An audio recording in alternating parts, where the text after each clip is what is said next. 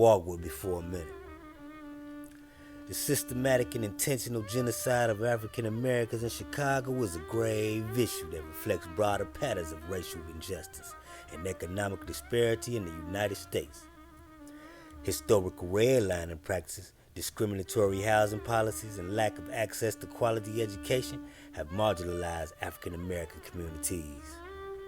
This systematic marginalization is compounded by targeted violence, including police brutality and gang violence, which disproportionately affects African Americans. The high rates of incarceration and the subsequent social and economic disenfranchisement further perpetuates a cycle of poverty and violence, contributing to the systematic erosion of these communities. Now peep Schmitty shit. See, what y'all fail to realize is this here. See, y'all done been playing trading places around this motherfucker, you know what I'm talking about? Cause see, you niggas done switched places with the Europeans. They done took y'all identity, and y'all done took their identity. Y'all wanna be gangsters, you know, while they out here utilizing the tenets of my yacht around here. You know what I'm talking about? To further their goals, their dreams, and their desires. You know what I'm saying? But we'll get back to that. Another thing you need to realize is this here too, pimpin'.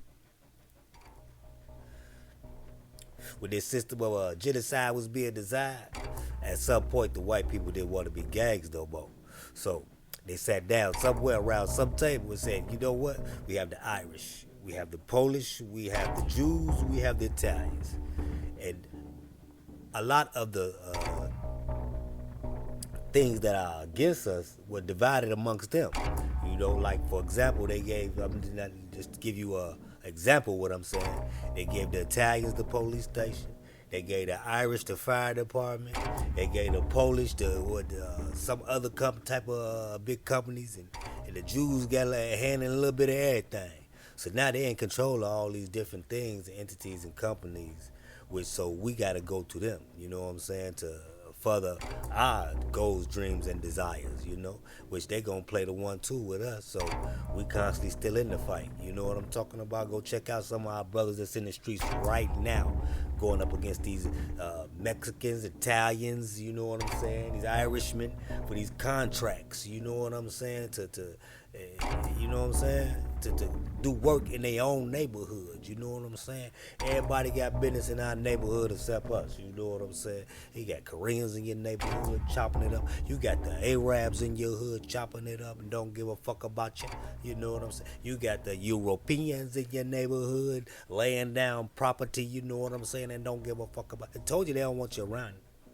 But yet still we try to ask for a meal at their dinner table and get mad when they spit in your face, you know what I'm talking about, or spit in your food. They already told you they don't want to eat with you, but you steady asking for a spoon and a fork and a bowl to sit down at the table, somebody who don't want you to eat with them, you know what I'm talking about? But that's another story for another time. We gonna get back to this. The first gangs in Chicago emerged in the 19th century, primarily consisted of European immigrants. These early gangs were formed along ethnic lines and included Irish, Italian, and Polish and Jewish groups. These primary purpose was to protect their communities from rival groups and to exert control over local territories. These gangs often engaged in criminal activities such as theft, extortion, and legal gambling to gain economic power and influence. The Irish gangs, like the North Side Gang, played a significant role in Chicago's underworld. They often clashed with Italian gangs, such as the Chicago Outfit, led by the notorious figures like Al Capone. These gangs were heavily involved in the Prohibition-era bootlegging business, which further fueled their power struggles and violent confrontations. As Chicago's demographic landscape changed in the 20th century, African Americans and Latino gangs began to form. African American gangs like the Blackstone Rangers and the Vice Lords initially emerged in response to the systematic racism, economic disenfranchisement, and the need for community protection in segregated neighborhoods. Similarly, the Latino gangs like the Latin Kings formed to protect their communities and assets that presents in the face of discrimination and economic hardship. Over time, the of these gangs evolved, often becoming more focused on criminal enterprises such as drug trafficking and organized crime. However, the roots of gang formations in Chicago are deeply intertwined with issues of race, economic disparity, and the struggle for social and territorial control.